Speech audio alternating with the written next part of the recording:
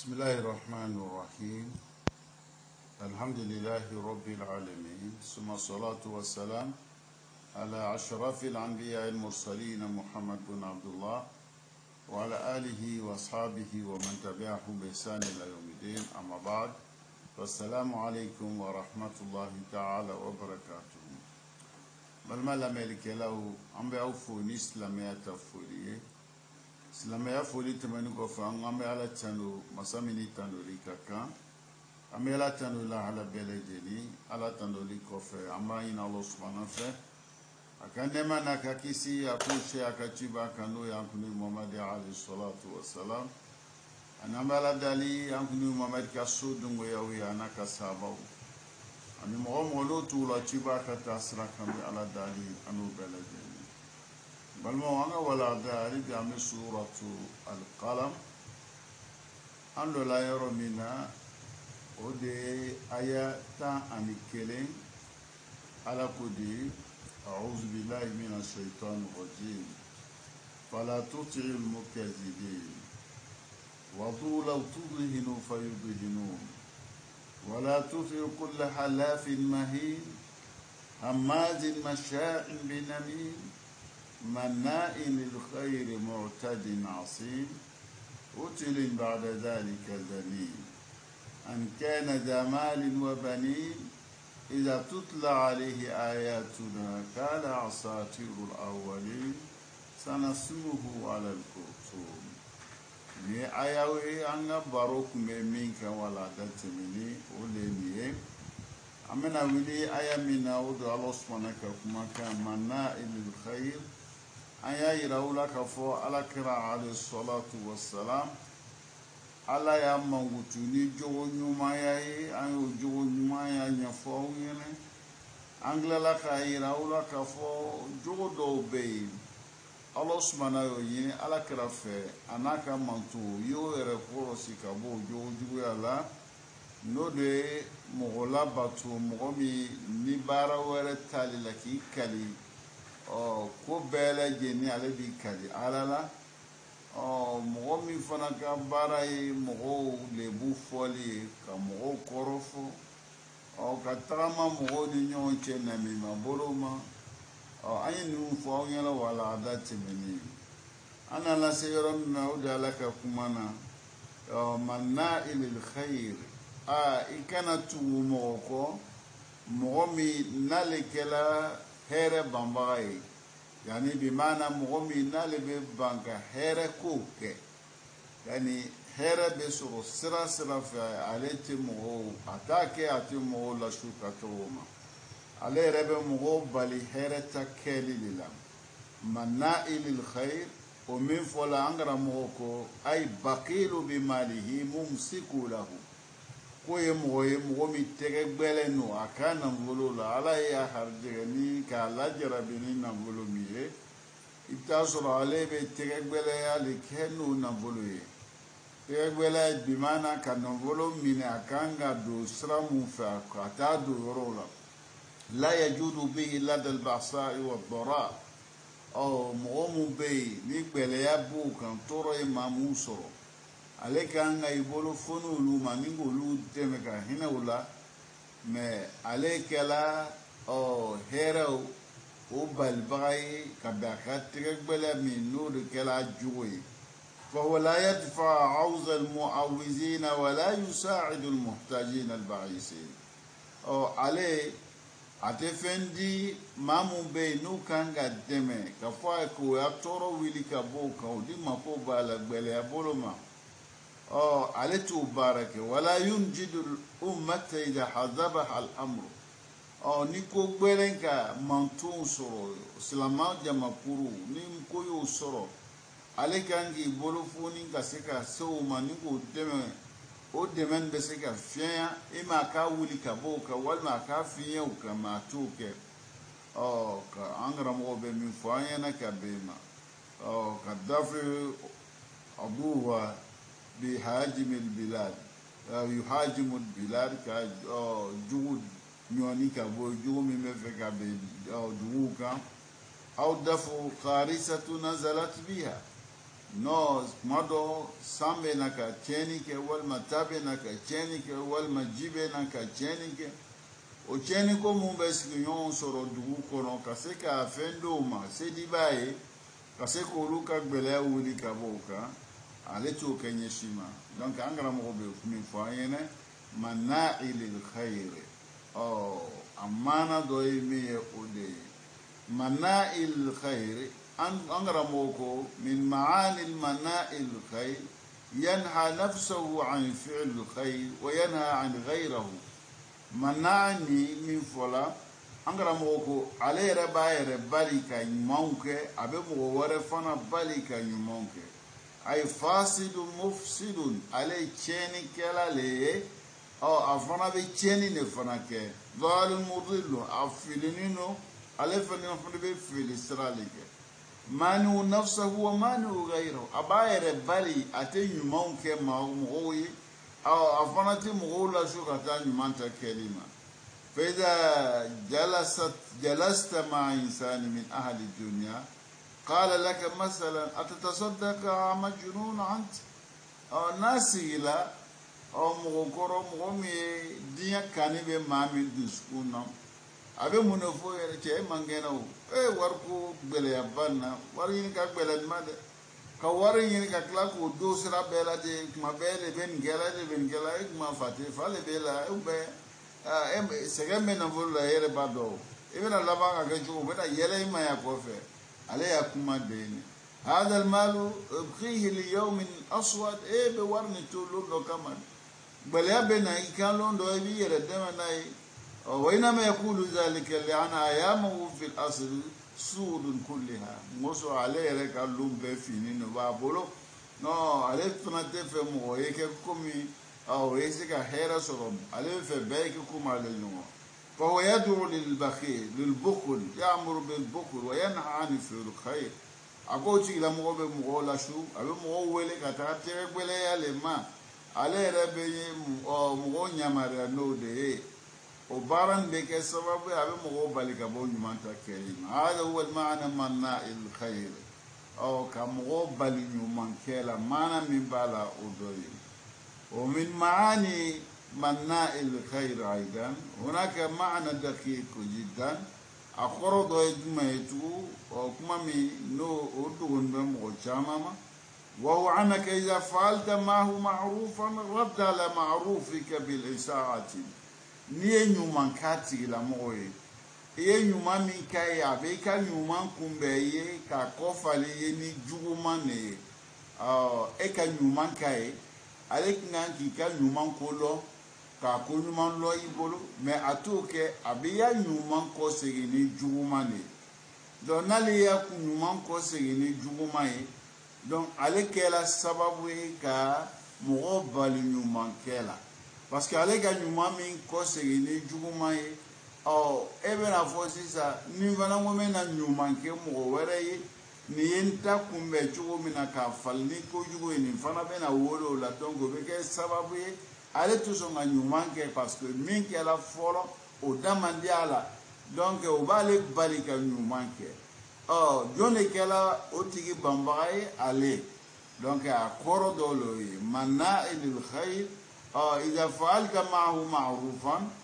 radda ma'rufika bil isa'ati donc a bɛ baara min kɛ a bɛ kɛ sababu ye ka mɔgɔ wɛrɛ bali ka se ka ɲuman kɛ parce que o tigi ka min sɔrɔ ale fɛ o ma k'a nisɔndiya n'a ye o b'ale bali sisan ka ɲuman kɛ jɔn de kɛla o tigi balibaga ye ale ka jo juguya o de kɛla sababu ye n'o tigi ma ɲuman kɛ an karamɔgɔ bɛ mana'il khayr a maana dɔ ye min ye n'an karamɔgɔ b'o fɔ o do ye fa mu'zamu nas idha ruda alayhim bil isa halafu an la yaf'alu khayran mɔgɔ caman bɛ yen bi e ka ɲuman kɛ mɔgɔ ye n'a ye ya ɲuman kɔfale ye juguman na a bɛ kɛ ne tɛ ɲɔgɔn ne yɛrɛ tɛ se ne mɔgɔ la tugun comme an b'o le yɛlɛ bi o le ka ca bi mɔgɔw le kɛlen bɛ ka kɛ sababu ye ka mɔgɔw bali ɲumanya kɛ la n'i ye dugu filɛ dugu fani bɛ nkalontigɛlaw de la o ya nkalon de bɛ kɛla sababu ye ka mɔgɔw bali ka tiɲɛtigiw dɛmɛ ni ka fɛn fɛn ye ordonnance de b'o bolo nkalon de bɛ tigɛ nin ye n sɔrɔ tan nin kɛla tan maɲumankokanw de bɛ fɔ su ni tele e b'i bolo foni ni k'olu dɛmɛ o dɛmɛni kɔfɛ e bɛna taga kuma wɛrɛ mɛn o tigi la ko la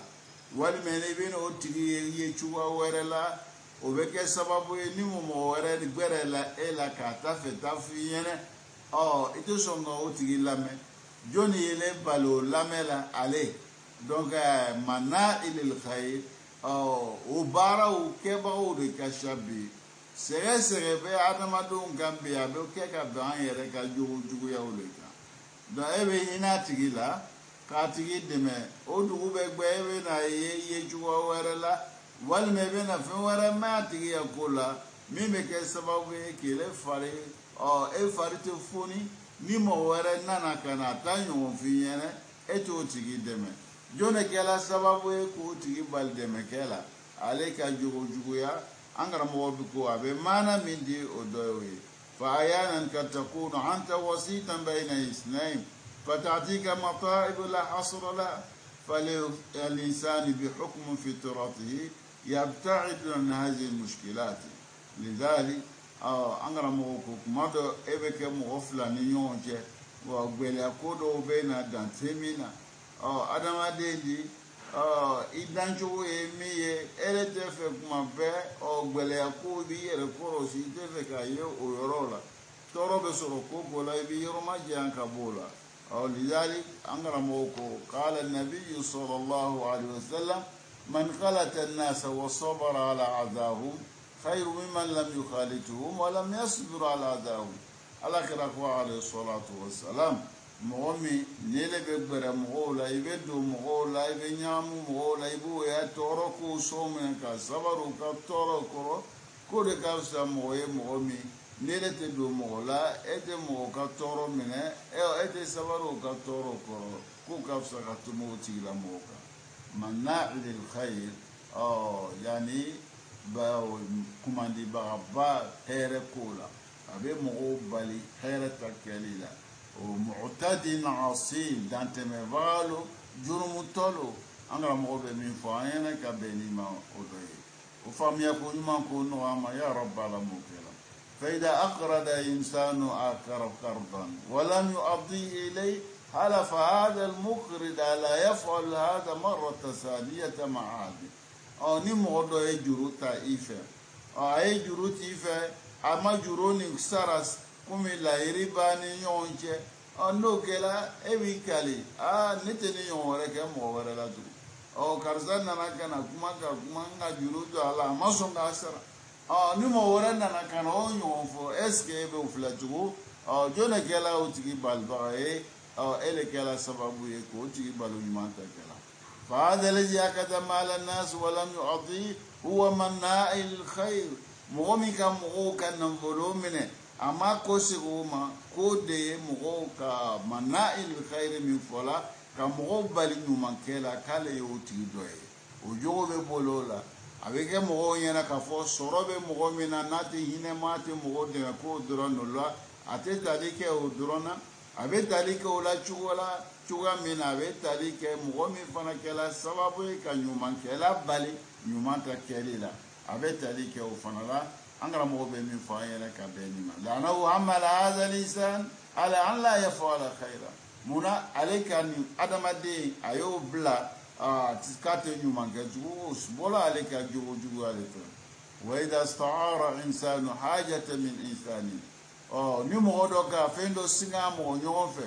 walam yaruddaha ilayhi fi al-waqti al-munasib e ma ko segi ka taga d'a ma wagati min ni bɛnkɛla ni ɲɔgɔn cɛ k'a fɔ i bɛna segi yakunu huwa alladhi yamna'u al-khayr e bɛ kɛ mɔgɔ ye min bɛ mɔgɔw bali ɲuman ta kɛli la i y'a jogojuguya min kɛla nin ye o bɛ kɛ sababu ye ni mɔgɔ wɛrɛ nana k'a bɛna fɛn singa o tigi fɛ tugun a tɛna sɔn k'a singa fɛ munna min kɛla ka kɔrɔ a bɛ hakili bɛ taga o la an karamɔgɔ bɛ min fɔ an ɲɛna ka bɛn ni ma o don an bɛ ala dali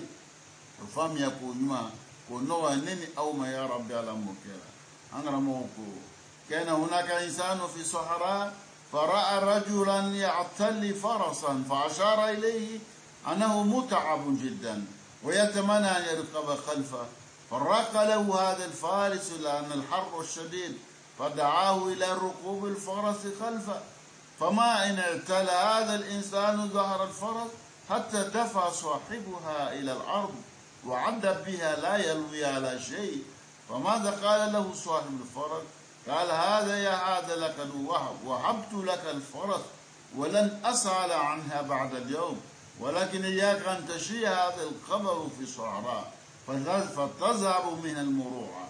ويذهب المروعة يذهب أجمل ما فيها. أنغرا موكو يعني كو مغدوك نكيلا لوندولا أبي ولا كنو أو تلك مانينو أباكا سوكا أبي نانا أناتو أي مغوي سرالا أوتي أو يبولو فونياما أو كميمبا يركافو أسغانينو أبافيكا يني سوتيكي نفي أو كاليتا أو سوتيكي فانا يافام كافو أو تيسغانينو أبافي عليكاتا أو كني sotigi fana lola minga keni ta o kumana mina keye la so o sotigi kofe aye munke aye sotigi nyoni kabe duguma je ketara ni sotigi soye donc sotigi kwama akawele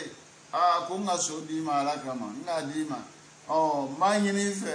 iga bara mingeni kana fomo onyena kika nyoni kabe so kande no kela o bena ke sababu e mogo men nyumaya min kela mogo na nyumaya dabla e ka jogo min kene ni ya fo mogo yene mogo shitina mogo demetu donc soti ka min fo o cheni kela yene o demi izan no tigi make ala mogo e o kuma nyuma min bola dan ye ninga ni nyafo o ibita soro jogo min kela ni lo wara nale nana mogo wara ye ko mako be demela akata kaso kofe yala otigi botawa otisongo tatugude donc nini fola mo yene edu songa mo shite ya so kofe tu angara mo be min fola yene ka benima odoye ambi ala dali ya manyina osmana fe jojo mo be fola ni ka nene awdeme ayise ka se anina ka ani kele ka se ko jogo ye ko toy ya rabbi ala mo no la nene obelaje معتد أي دانتم بالو متجاوز لما حده الله أو عليه بيدانس وفنا على داون وسيل من الأوامر والنواهي على نمر يقوم فوقا نجام كتالا على نوم فوقنا كان نوم توي فنا مكتالا فهو يقود في الباطل خوضا أو عليكم نمدو تشيني كلا لي أو تشيني كود لا أكما كونا باراو angara mo be min fo ayana ka be ni mawdo wala yataharraj an irtiqab al ma'asi wal mazalim atiyere korosi ka bo o yani fen me ka sababu ka jurumu la sama ani mo to yo aliti yere korosi ka bo man yashima angara mo be min fo ayana ka be ni mawdo fa kul insan ya'tadi ala amwal an-nas أو على أعراض الناس أو على قلوب الناس بالغيبة ونميمة أو ينظر إلى نسائهم أو يأخذ أموالا فهو معتدي أنغرا موكو دانتي من بغاية جمعي مغو نير بي دانسو أدما دون كان نمبولولا ويا نمبولوتا أو كاكيسا وي كافين كالا ميتبين أو يبكي دانتي من مغوي أبو تشوى كيلنا مغو من نير بي دوفو مغو فرسولا كارسا دولاتا كارسا بولاتا yani ka sabe ni kelata nimbela jeni veke danteme kono walma mogomi ne debe mogo korofo walma mogo blanyona o bela jeni be danteme sharabe min fulana ka benima walma mogomi debe mo alita bara walma sufle walma walmusu waldum fle walma ka baroke nu warmusu alita bara dole kuma mo yela chuwa mina nimbela jeni be do danteme bolo am ngarawo be min folanya ka benma فهذا الذي يرفع المزياء إلى أعلى الدرجة أيام الامتحان وغيره هو أيضا معتدل مغمي نالبايا راديو والما تلفزيون كوروتا كاتمي مغوتا سانفي أو كسرو مغو نيكباني بي تاسرو بي إكزامل بريباراسيونا والما بي وغاتي لو سنو وغاتي ونانيونو أو عليبايا راديو كوروتا أو والما بايا تلفزيون كوروتا o ka mo danti dan so mo ka kuni pela yeni be do danti me kono هذا الذي يطلق لأهوائه العنان دون أن يرأى حقا لجاه هو معتاد أيضا مؤمن بكي سببه كايا سكرتا نو كرتا وبكي سببه كفنيا بلاسي نيونا نبلا جيني بدو دانتمي كورون وهذا الذي يتعمل محاسن عمره لا تهيل له ومعتاد مؤمن على بميري مسوره تشينيا على بميرو لما هو بارود بعد على مينتا مسويه كن بلا جيني بدو دانتمي كورون وهذا الذي يطير حديثا عصبة مع امرأة أجنبية فهو معتدل مع من فرنبي عليكم دبارة كسيكا كمان مو مسوينا كو هكلو لاتلو دون بلا جيني بدانتمي كورونا أنغرا مو بمن فاينا كبينما كمو كان نمولو من جوالا من إنا من كان كون بلا جيني بدو معتدل ألفو ماموما danteme mo danteme be do soro komu na o de be ka nyefa o yene ambe ala tali amba yin ala fenini au ni jojo mo me fola den kaseka an deme an seka an kele kaseka ne nun to jugumina bo yin ala taala ko no waneni au bela jeni asimun ni bela jeni ko jurumutaro kasirul asam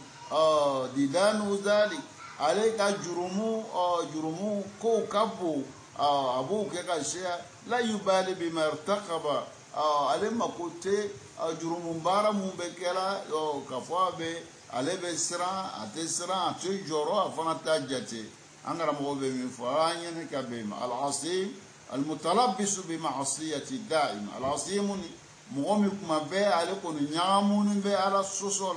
حتى صار صفة مشابهة له فو ولا سوسو كلا عليه رمانغوتويه bebe ale lono de ye angara mo be min fa yene fa qul harakatu wa sakanatu ismun ale sigu abala suso de la ale lo abala suso de la abe koko ke ala suso le bala ale yere loni be no le fa aina ma jala sayaba asani laza ale sigila abe sigida amuta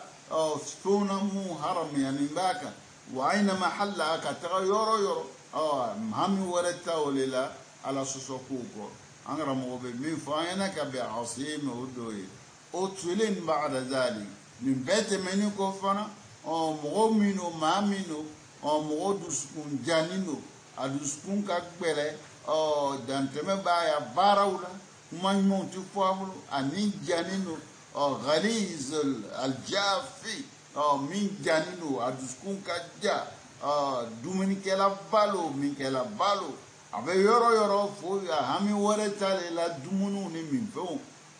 angara mo bolo fo o telen ba'da zali kono baraba tigilo bimana dante me bagalo bimana kuma gbelen bagalo bimana noyati bo ale fe nyeshima kuma kana barala aya ko be gbele yayi o tumeni ko hami wore tale la ka suru ka duntu ko ale ta bara do de bale angara mo bolo fayena o de o tulen o de yani al ghaliz al jafi او الاقول الشروب dumunu kela ba mi kela ba walma mogolo mogomina adusku janino abe tale keni bela jenina aba duskuna jogo mumbala no lebe otole mbe tale ke femina odene yani wa sharruhu almunawwa akajuya usu kasha alfazu de tab'i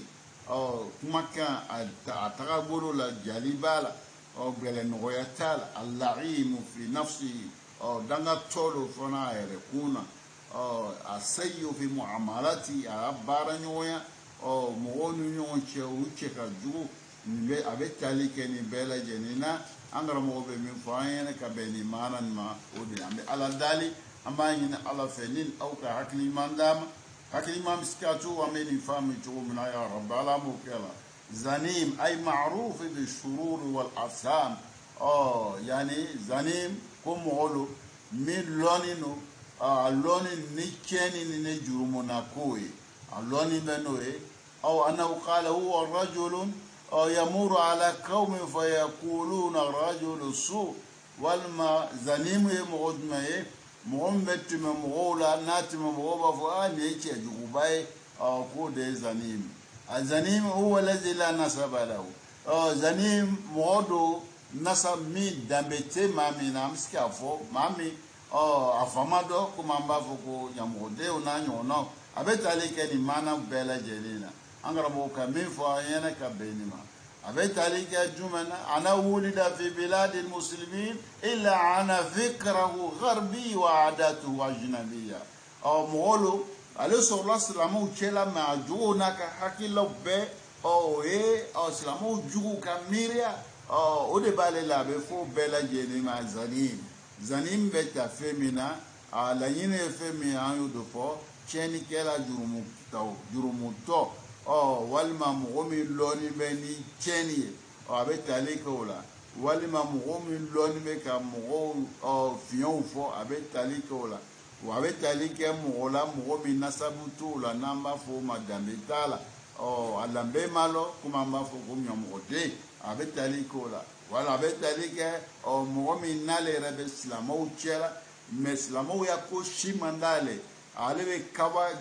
silamɛw juguya ko a bɛ kabaw de la o de ka d'a ye a ka hakilila de y'o ye a b'o le fisaya ni silamɛya yɛrɛ ka laɲiniw ye a bɛ tali kɛ nin bɛɛ lajɛlen na wa yara anna al-islamu takallufun ale kɔni fɛ silamɛw bɛ silamɛya bɛ kɔfɛ silamɛw ko olu bɛ sunɔgɔ la ale kuma ɲuman si tɛ fɔ ale ma k'a ɲɛsin silamɛw ma an karamɔgɔw bɛ min fɔ an ɲɛna ka bɛn ni maaw bɛɛ an bɛ ala dali an b'a ɲini Alahu subhanahu wa fɛ ne ni aw ka hakili ɲuman d'a ma hakili ɲuman bɛ se ka to an bɛ ninnu faamu cogo min na ka baara kɛ ka bɛn o ma ya rabbi ala m'o nɔ wala ne n'aw bɛɛ lajɛlen an kana za malin wa banin ko yani ale kɛla nafolotigi ye den camanw b'a fɛ o de y'a bila nin jogojugu ninnu bɛɛ lajɛlen na o de y'a bila nin tiɲɛni ninnu bɛɛ lajɛlen na ay la tuti'u man hazihi masalibuhu min jara'i malihi wa kasrati awladihi ala bɛ min fɔ la alakira ɲɛnɛ ani alakira ka mantonw bɛ i kana mɔgɔ labato mɔgɔ min taabolo kɛla nin jogojugu mun fɔla n'ale ka nafolo de ye ale bila o jogojugu la walima a don de ka ale bila o baara jugu ta kɛla tukawihi bihim ale bɛ a yɛrɛ dɛmɛ tiɲɛni ninnu na a n'a denw ka se ka baara jugu ninnu ni jogojugu ninnu kɛ ala bɛ min ɲini alakira fɛ k'a y'a yɛrɛ ma janya ka bɔ nin jogo n'o dɔ ye فإن ذلك لا يجديه نفعا عند ربي ومن فلكوت النفع شيلا سي أما على يرى كما قال سبحانه وتعالى كما على كو على كسني على كسيكور تعالى يوم لا ينفع مال ولا بنون إلى من أتى الله بقلب سليم ومن لنكفو عدم دو يعني لومي نبولتي مغو نفع دينتي مغو نفع لومي فنأي مغو مننا عالم ندسكو نمائي ni nana alama ni dusukun ɲuman ye ni nana alama ka baara ɲuman k'o kɛ o tigilamɔgɔ o de bɛ nafa sɔrɔ ala yɔrɔ ala bɛ min fɔ la an ɲɛna ka bɛn ni maaw de an bɛ ala dali hakili ɲuman k'o d'a ma ya rabbi ala m'o kɛ faqad yakunu ghaniyan wa qad yakunu lahu awlad walaw makana an karamɔgɔ ko kuma nin jogojugu nin bɛ fɔ la mɔgɔ mun ma k'a bɛ se ka kɛ nafolotigiw don a bɛ se ka kɛ den caman b'o bolo olu kun y'o bila nin baara na olu kosɔn ala b'a ɲinina Muhamɛd fɛ a n'a ka mantonw bɛɛ yani halafun mahin la tuti'u halafun mahin mɔgɔ min n'ale ta baara de kalibajugu mɔgɔ fiɲɛma mɔgɔ kɔrɔfɔla masha'i binami n bɛ tagama mɔgɔw ni ɲɔgɔn cɛ ni namimaya ye manna'il lil khayr a bɛ mɔgɔw bali ɲumanya tɛ kɛli la mu'tadin asim dantɛmɛbaga do jurumutɔ la utilin mɔgɔ gwɛlɛn do mɔgɔ ko gwɛlɛn do walima mɔgɔ do hakili hami wɛrɛ t'ale la ka kɔnɔbara fa bɛɛ tɛmɛni kɔ ɲamɔgɔden do komi an karamɔgɔ bɔ o fɔ an ɲɛnɛ ala ye nin bɛɛ lajɛlen kɛ fɛn min y'ale bila o la an kana za malin wa banin ale y'a yɛrɛ ye nafolotigi ye a y'a yɛrɛ den caman b'a bolo falmalu la yarfa sahibu k'a sɔrɔ nafolo tɛ mɔgɔ kɔrɔta nafolo a tɛ mɔgɔ kɔrɔta ala yɔrɔ wallahu subhanahu wa ta'ala ata al-mala liman yuhibbu ala ka nafolo di mɔgɔ ma mɔgɔ min yɛrɛ ni o man di ala ye amande ala muso ma ala ta do amala ta lon ka ke mala ina bolo dama ibalo la ka fo ko ala ti na bolo di ma ka se kwase ki ka dai waliman la yuhibbu ala bel na bolo di mo mo min ka dai abadi mo fana ma mo min fana mandi ala e angara mo be mi fo yana ka beni ma anna allah subhanahu wa ta'ala yuti mala liman yuhib wa yutihi liman la yuhib ala be na bolo di mo min ka di ala e abena bolo di mo fana ma mo min mandi ala e فما دام قد أعطى المال لمن يحب ولمن لا يحب فالمال إذا ليس بقياسا أو ما دام على كأن نولدي مغومين كدي على بن نولدوما مغومين من دي على بن نولدوما وبايرا كون نولدتي سماني كنانتي نيبا على كجيان لو أولا نيبا على كافسا من دي لو كالا كيفيسا أو إكادا على نولدتو يرامبال مو نيبا مغو كاما فيلي mo chama yana ka fo na volo bi bolo ke ka dalai na volo bi bolo ko ala le ka fsamandia ki la atoira ala ka na volo di mo mi ma ko ma ka ala ay na volo di qaruna ma qaruna amala ta to amala ta ke ni na volo yani ay na volo di sayyidina usman abdurrahman ibn auf ay na volo do ma moso ayulu kana ay na volo do ala be na volo di mo mogomin jalai abadi mogoma fana mogomin mandai kuma abe loni di mogoma mogomin gadai abe loni di mogora ma mogomin fana mandai abe fanga di mogoma mogomin gadai abe fanga di mogoma fana mogomin mandai idan nala yison fena abe femin di mata di makikadai atadi ma ukoso angara mogobe min fayena odoyi idan alaka soni sumani fente niveau le frère ka fisamandi yalla yere kan ka boya la yere kan kuma bo le yela yoro chama dobe ka oleta ni nambolo ba bolo aboye fisamandi ye dole be ko ta na ya ka foko loni bala abaka loni ne ta ko ke titiri do ya yere la ote adolo fana ba yela nala e masaya dale malebo masaya e titiri ko la yere ka la angara mo ko hada laysa miqyasan أن الله سبحانه وتعالى إذا أكرمه بالمال استعال على عباد الله فعسى الله به أنغرموكو يعني كم أمي نالا نبولو داما علي بقرطة أدما دونكا كعلى سوسونوه وأنفقه في المعصية أبو نبولو دو على سوسوكولا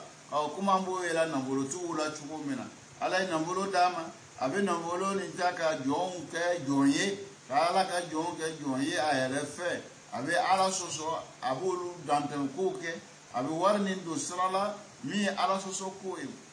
na ala fana e masaya dama o masaya ni fana abuta ka mo to nai nala ina loni fana dama abo loni nta ki ke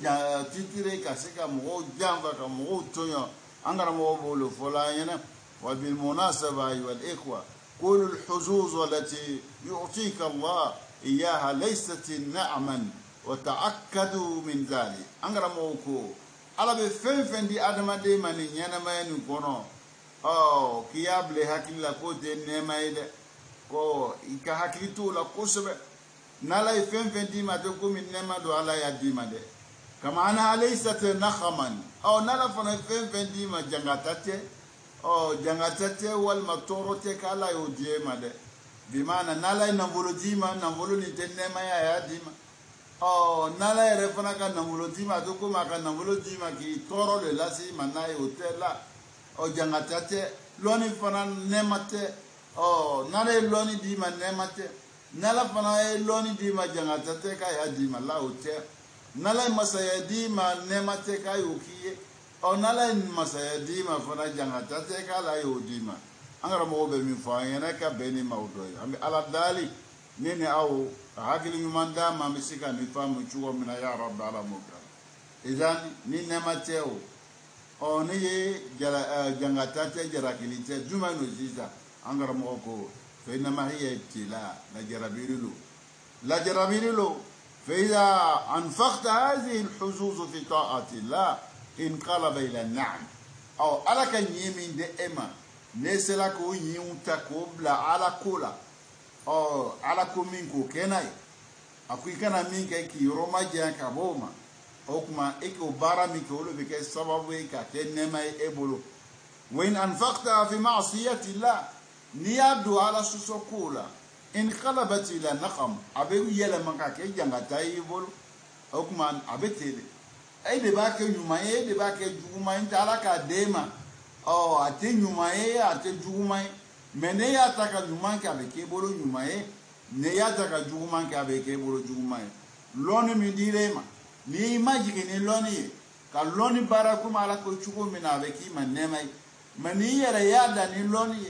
o ka mo to ni ya loni o kuma loni ni beke ma jangata e abo juwa kile na bolo beti abo juwa kile masaya beti abo juwa kile afanga beti ala be fe dima abe ni juwa ne la angara mo be mi fa yana ka be ni mawde fal mal laysa ni'matan inma huwa ni'matu idha anfaqtahu fi ta'ati la angara mo ko na volo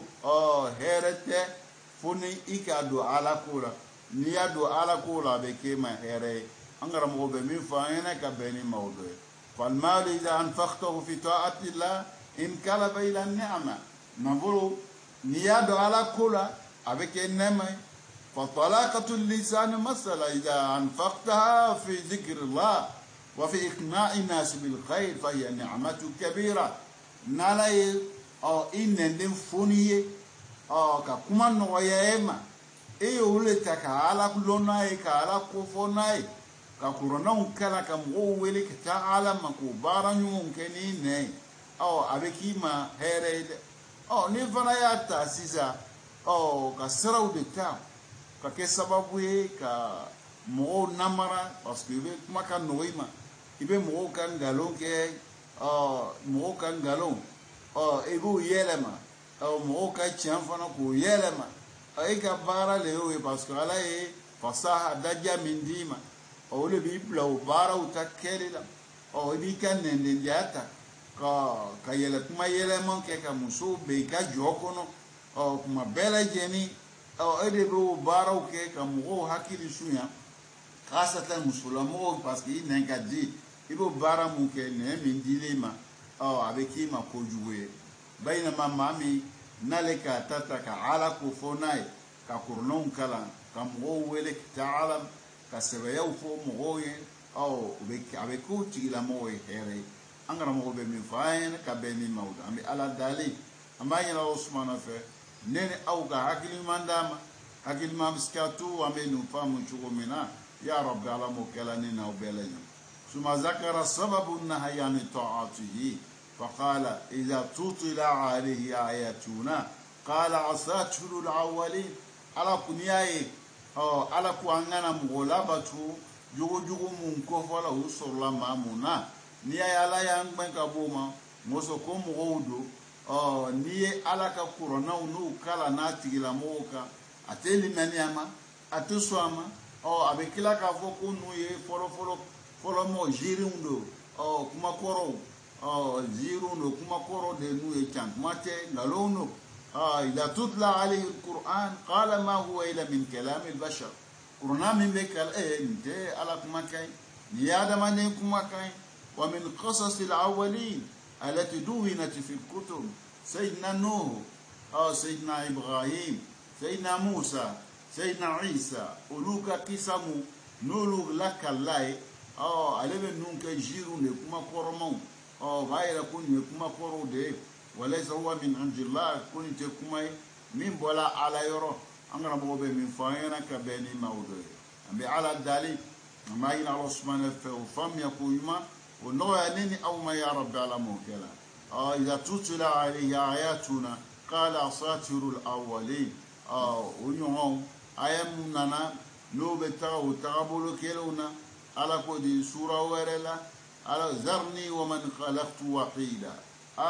nto inga mo mi da akele وجعلت له مالا ممدودا كان نقول شاما داما وبنينا كتلك الدون داما شهودا مو شيريان بأبولو ومحدت له تمحيلا أنا فنك ينشي بلجني كهير سوى بلجني نوعي ثم يطمع عن عظير بنتا أبانا تكفون الدفرة أكان يموكا كلا وكما بلينا وكان لآياتنا عنيدا كوتشي لمو أكلا أو كان بيلن باي ني على كآية ولا أمسو ني على تما سأرهقه صعودا من أتي كربا بليقول إنه فكر وقدر منا أتي لمو على حكي من دام سجلا كميري كجت منك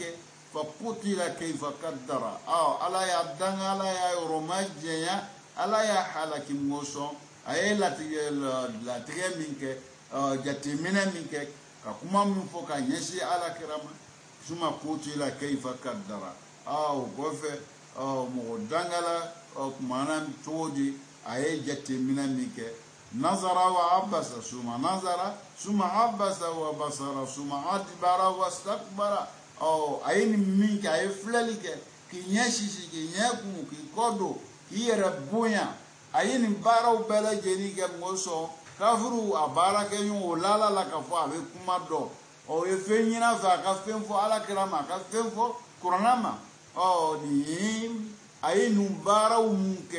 jatemina munkela bolo kinyeshi kinyaku mukamili ka jatemina anana musoro kafo fakala in hadha ila sihrun yusar ako momena nanimi yenu ye corona ni e koroti de abe nobla mugola in hadha ila qawl al bashar kunite mu kuma kanye kunite kuma kan fo adamade ala kuma kante fo adamade kuma kano aye min fo de ni aye onyo wara ufumu fo la katima ala be wolo fo la anyere ka benima إذا تتلى علي آياتنا قال أساطير الأولين أو نene alaka aya ukalana uka أو كنت فوي فلما uka kumaka usora mithi ala yudolo nyefa yana kurunam kono node in hadha ila sihr nusa ويوفو قرنان سورة المدثر أكوني قرنان فوي أو فو قرطي ممن نوبلا مغولا أو قرنان فنا كو أدمادي أو كو كمكان تفو أدمادي كمكانو قال كمكانو قال هذه غيبيات تخلف أو كون كومو كفولاني كودونو كون فولو فولو كودي لا تقدم ولا تؤخر أتيمو بلانيا أتيمو توكوفه بمعنى أو نفشيتالا أو كما مسورة فو كبه كورناما وديني على ذلك أمباينا الله سبحانه وتعالى أو كهكذا يوم دام هكذا ما مسكتو أمين نفهم شو منك بارك كبوما يا رب العالمين ولا أمبلا جنة أو كفعل كل سنة سمه على الكرتون كو على أبين النبلا أوتيلا مو نونكا بمعنى أبين التعمشير بلا أوتيلا مو نونكا سنجعل له سمة وعلامة على عنفه أو قال بين التعمشير أبينه بلاوت مونبارا جو كلا أبينا نوبلا لانينغا نونتي كنوبوا أنونا كوكيت تعمشير ياك والمراد أنه سنبين عمره بيانا واضحا أو سنسمه على الكرتون أو أمينا نوبلا نونكا كو كورجوي كو على بين نينتي لاموكا كو danteme mi bala ala suso mi bala abena ke koye minte duwomogoma abena langene maya kaya kubena laban chugumina ala ko ale bena o bange be hatta la yakhfa ala ahadin atina duwomogoshima kama la yakhfa zu simati ala alqurtum kumi mami o niele ka tamashere bi nunka ijo duwo chuoshima ngoso ni kumbola mobe kongi nyadale o nyada mimbe o fen folo mi fana nobu o nyadala no etuwa be lono de o de nuye donc ala ko o mimbe lo yakola o kele nene e fana ya nyana maya ko be atina dugo mooma ala bina yira mola wa fi hadha izlal wa muhanata la o ko e doya mai o ye fiali o neleka tamashere o nobi sena walma bi kola walma bi faru konombarala iba abe dugu muoma menia tamashere plala yedala mobe ko nga femi inyeda o de farsu o ayaso herema nyede adama de yorubai o ko so ambo ye o nyebani o mingadai amma majigi no de ala seri la ko la dugu burimola ole kadi ala a bɛ yɛrɛ fisaya la k'i yɛrɛ bonya ni fɛn min ye n'o dɔ y'a ɲɛda ye ala ko ko a bɛ na tagamasere bila o ɲɛ la n'o tigɛ la k'a nun tigɛ bɛɛ b'a ye o ye dɔgɔyama ye ale ye o ye fiɲɛyali ye ale o ye majigi ye a ye k'o kɛ mun na k'a ya ko fɔ mɔgɔw ɲɛna mɔgɔw y'a lɔn n'i y'a ye nin ye karisa sɔrɔ jogo min tun b'a bolo a tun bɛ jogo min kɛ la kumakanna baara la mɔgɔw b'a lɔn k'a fɔ fɛn jugu lo o de kɛra sababu ye ni ka mankojo jugu ni k'o las'a ma an karamɔgɔ bɛ min fɔ an ɲɛna ka bɛn ni maaw dɔ ye fama baluka biha fi akrami mawdi'in wa huwa al-anf ni o tagamaserew bila la e yɔrɔ min ka bon yɔrɔ min ka di ye ka tɛmɛ yɔrɔ bɛɛ kan n'o ye ɲɛda ye n'o fana de ye nu ye wa makanul izzati o de ye yɔrɔ ye adamaden bɛ bonya ni yɔrɔ min wa min sama qalu al-anfu fil anfi ko nu bɛ nu de la wa qalu hamma al-anfahu ko b'a fɔ a ka nu lataga wa qalu wa shamikul arnayn wa ala aqsi qalu azalilu jada anfu mɔgɔ min ne ye mɔgɔ majigin ye ne ye mɔgɔ fiɲɛni u b'a fɔ ko a nun tigɛlen don ragima anfi a nun terekɛla buuri la o ye dɔgɔyama ye o ye fiɲɛ o ye majigi ye o sɔrɔla ka bɛn a ka baara jugu ma an karamɔgɔ bɛ min fɔ sanasimuhu ala al-kurtum wa fi ta'biri bi lafzi al-kurtum ala nana a ma nun tɔgɔ fɔ a ko kartum istighfafa bihi ko kɛla le k'a dɔgɔya o kɛla le k'a majigi o kɛla le k'a fiɲɛ la'annahu la yusta'malu ila fil fil wal khinzir ni kuma tɛ fɔ foyi ma fo yani ɲɔgɔn fil sama ani lɛ nin bɛ fɔ o le ma n'o bɛ fɔ ni le malala ni fɛn ye fɛn min ye danfɛnw bɛɛ y'a cɛjugu lɛ nin bɛ fɔ ka la o le ma n'o le fɔla e ma yɛlɛmajigi lo ye a bɛ fɔ sama fana ma donc ni sama o min ye hakili danfɛn ni fɛn min bɛ hakili dan na ni ele malɔnna n'o le ye ni ele mankutu kɛla n'o de ye o ye dɔgɔyama ye o ye majigi ye an karamɔgɔ bɛ min fɔ e ma o de ye wa fi istimali adawul hayawan lil insan ko ka yani fɛn min bɛ ɲɛnama fɛn na ko o le fɔ adamaden ma k'o ye dɔgɔyama de ye o ye k'i fiɲɛ k'i majigi an karamɔgɔ bɛ min fɔ an ɲɛna ka bɛn ni ma o dɔ ye akramu shay'in fil insan huwa ra'su adamaden i ya fɛnba min n'o b'i bolo o de y'i kunkolo ye wa ajmal ma fi ra'sihi wajhu i kunkolo fɛn ɲuman min fana bɛ i kunkolo la o de ye ɲɛda ye wa ashrafu makanu anfu i ɲɛda fana yɔrɔ min b'a la n'olu fana ka bon o de ye nu ye wa qila fulana indahu anfa ay indahu izza n'o ko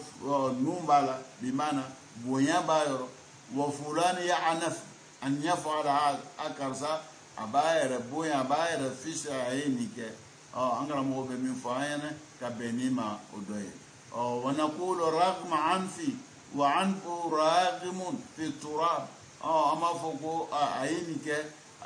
hali ni a ma diya a ye walima a nu terekɛla buuri la nin bɛɛ lajɛlen ye dɔgɔyama ye an karamɔgɔ bɛ min fɔ an ɲɛna ka bɛn ni ma ko a ya laɲini ye jumɛn sawfa nazuluhu fi nasmi a ka mɛmɛ ale ala bɛna majigi a bɛna dɔgɔyama la kan a bɛna tagamasere bila a nun kan fa ka'anna hadha al-abdu lahu wasmatu qasa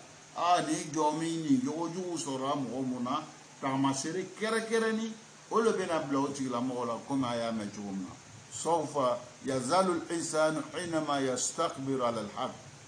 k'a ka mɛmɛ adamaden i bɛna kɛ yɛrɛba ye yɛrɛba ani k'i yɛrɛ bonya tiɲɛ kan ka ban tiɲɛ na e bɛna majigi ta sayazaluhu Allah ala bɛ nin majigi wa yada'uhu fi asfala safilin ala bɛ nin bila yani dugumala bɛɛ la dugumala ala b'i bila o la majigi dan ala b'i bila o la n'i ma sɔn ala ta la i ma sɔn ala ye ciden mun ci kana tiɲɛ mun don olu ma k'a lase an ma ka ɲuman mun don o kɔrɔ k'o lase mɔgɔw ma a ye nin kɛ tan aw kana nin kɛ tan ne maa min y'i yɛrɛ fisaya o ma i yɛrɛ bonya o ma ala ko majigi sugu sugu ala bɛ ne e bila o de la وهذا شيء دقيق جدا وهو كائن في الدنيا قبل الآخرة ومن فلا كوني كودو ميم كاميسه كولو نادو ونبي موكا ليه مو مسون على تال أو munko ala kira ka o muntu nbe ala kula e ma doya mam soro e ma mo soro ka fien foma e ma mo soro ko juya e ma mo soro ko lu kele fo mo ala ko e mo mu tabaraka ko e ko ala bena majigi lasi e madiyan kono akon kiyamaye ala be min fola yana ka beni mawda ambe ala dali o fami ya ko yuma ko no neni aw ma ya rabbi ala mukela على الذي يعبدي أهل الحق فلما قال ربنا سبحانه وتعالى كما منا من على كل ما نجسي باي منا من على كسنة قرطلا منا على كرا عليه الصلاة والسلام على كرا كمسوما أقول إن تتوبا إلى الله فقد سقط قلوبكما أو على كرا مسوك منا منا على كمانوكا ويفنك على كرا لا أو ممن ala ko di kono tubi la ka ta'alam ko ka fen la me ko duskun be sanya mais no bena o e bemben ke ala karaka ko ya blo hakilla ka fo ala de go de men ba fa inna allah huwa mawlahu wa jibril wa salihul mu'minin wal malaikatu ba'da dhalika zahir ala ko ala kara musuma na tubi la ka ko sigi ata ala ma ko duskun yana ka fen la min ka di ala ye ko le da ka dawla mais na o mason fawle ka nyon de ala kira kan kaya lo ka fo ala kira de me baga ye joye o ye jibrila ye o ye mu'minu ye melekaw ulu de bena ala kira u bela jeni ala kira de me baga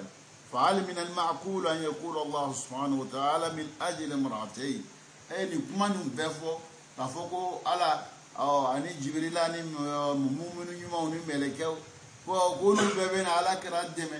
o kuma fola musofla ka kolela yala ni hakili be mamina italo la sisa ka fo aw mu ban be ala tala ala de be aw ka kere o ke ba ye ala nala kela ka ala kira deme musofla dron ka kola muno ba ira ka fo mamu ban be ala tala mu meno lu soro ko lo ba ira na ka fo majigi ni doyama وما حكيت منا ولا بينه أسرة ديان كونك كون لاهرا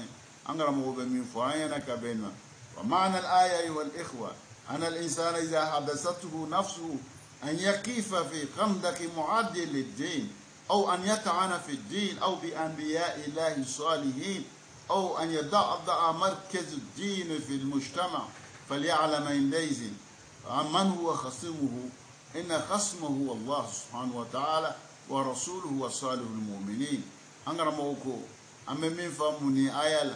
مغمو نيلكو كيتا على تمي نيلكو كيتا سو على كولا نيلكو على كرانا نمية إما مغصوركو كلا فهو مغكما وبارك كلاو على كرابلو لا يرو من إما سنغ اللوي فو إيدي تاي كدين كباو دين بارك كباو كولو دويا كولو فين فكمان كولو فوما ka dina yɛrɛ fo fana k'o sabote ka nabi ɲumanw sabote ele lɔyɔrɔ kɛlaw de ye i k'a dɔn k'a fɔ kɛlɛbaga wɛrɛ t'i la ala kɔ i kɛlɛbaga ye jɔn ye o de ye ala ye e kɛlɛbaga ye jɔn ye ala ka cidenw e kɛlɛbaga ye ɲuman jɔn ye o mumini bɛɛ lajɛlen e kɛlɛbaga ye jɔn ye ala ka mɛlɛkɛw ye fa ashka nasu khatiba mɔgɔ min kunna ka go mɔgɔ bɛɛ lajɛlen o ye mɔgɔ jumɛn ye min ni nin jogo sɔrɔla ye maa min na ko de mɔgɔ bɛɛ lajɛlen ka jogo jugu ye allazi yaqifu fi khamdaki mu'adil jin maa min bɛ lɔ fan wɛrɛ fɛ min ni ala ta lɔyɔrɔ tɛ kelen ye min ni ala kɛra ta lɔyɔrɔ tɛ kelen e lɔla yɔrɔ la min bɛ ala kɛra ta ko fɔ ɲɔgɔnya juguya bolo ma ka diinɛ sabote k'ele bɛ diinɛ datugu k'a nɔrɔ cɛ k'a bali kɛli la i y'a dɔn k'a fɔ ko de mɔgɔ bɛɛ lajɛlen kunnango ko dɔw de سوف نزيله في الدنيا أكمل ما على بنوتك إلى مغدوة الدين كنا والآخرة عن الله ونمرق أنفه في الوهل على بنو نوم مركا بورمولا سوف يلقى عذابا مهينا أكمل ما تشوتي بنا جنغتا سورو جنغتا من نبافجيا وأوضح الدليل على ذلك مما يرى أن النبي عليه الصلاة والسلام دعا إلى الله بإخلاص شديد وتضحية بالغة هو وأصحابه، فأين هم الآن؟ مما يرى عليه الصلاة والسلام من على كشي أننا كان عندما دوّلك تعالى تما ni ala yɛrɛ ka laɲini k'i kɔnɔja ala ye k'a nin kɛlɛ ka se ka ala ta kɛ ka ala kɛra ta ala ta kɛ ka ala ta ɲɛfɔ mɔgɔw ye ne sababuw fana nana ka fara kan k'o baaraw kɛ o mɔgɔw bɛ min bi ayna hum al'an kayfa yuzkaru haula olu bɛ kofɔ cogo di ala kɛra n'ale kofɔla an b'a fɔ sallallahu alaihi wasallam aka sahaba na k'olu kofɔ an b'a fɔ radiyallahu ta'ala anhu o sɔrɔla mun fɛ o y'a ɲumanya n'u ka cɛsiri n'u ka jija o tɔgɔ bɛ fɔ ni ɲumanw de ye mun y'o kɛ o sɔrɔla ka don ala ta la ka ala ta min kɛ ala bɛ min fɔ la an ɲɛna ka bɛn nin ma sayidina sidiq sayidina umar sayidina usman sayidina bilal na abubakar tɔgɔ fɔ la usman tɔgɔ fɔ la ali tɔgɔ fɔ la bilal tɔgɔ fɔ la usman bun affan abdurrahman bun auf ninnu bɛɛ lajɛlen tɔgɔ bɛ fɔ ɲumanya a bɛ fɔ ka bɛn ɲumanya le ma a bɛ fɔ fana ka dugawu kɛ o ye o cogo tɛ fɔ ɲɛsin ma ni dugawu ma kɛ o ye o sɔrɔla mun kɛ o ka cɛsiri o sɔrɔla mun kɛ o ka jija o sɔrɔla mun fɛ ala jɛnya o sɔrɔla mun fɛ limaniya min sɔrɔla o la aw ka filɛ maa mun fana n'olu le ma sɔn ala kɛra ta ma ala ye ala kɛra min ci o ma sɔn ala ta ma o ma sɔn ala kɛra ta ma maa mun sɔnna limaniya la ala ma ka limaniya ala kɛra ma o lɔ la k'olu kɛlɛ ka tɔɔrɔ bɛɛ lajɛlen lase olu ma ka abi jahal wa abi lahabi wa ghayruhuma abi jahal ni abi lahab o n'o ɲɔgɔn wɛrɛw caman fi tarikhi lana l'islam an ka silamɛya gafew kɔnɔ olu tɔgɔw bɛ yen olu bɛ mankutu cogo di ni juguyaw de ye n'o kofɔla yɔrɔ yɔrɔ danga de bɛ ɲini ka fɔ olu ma olu bɛ yɔrɔ jumɛn bi u bɛɛ lajɛlen ma ko sara u taw tiɲɛna u kɔw tigɛla humul abtar olu ko ko ala kɛra min kɔ bɛ to ko min tigɛla ko den ma k'a bolo a bɛ kɔ fɔ min ye olu le kɔ tigɛla o tɛ fɔ ni ɲuman ye o bɛ yɔrɔ jumɛn bi an karamɔgɔ bɛ min fɔla an ɲɛna ka bɛn nin ma o sɔrɔla u ka baara jugu kɛli de la baara jugu kɛla i b'a tɔɔrɔ sɔrɔ diɲɛ nin kɔnɔ ka sɔrɔ i ma se lahara olu mankutu bɛ fɔ yɔrɔ yɔrɔ a bɛ fɔ ni baara jugu a bɛ fɔ ni dangale a b'o cogoya kelen na mɔgɔ mun fana limaniyana ala kɛra ma n'o ma kɛ sabaw ye n'olu ye ɲumanw kɛ Salah din al-Ayubi wa ghayruhum a n'o ɲɔgɔn wɛrɛ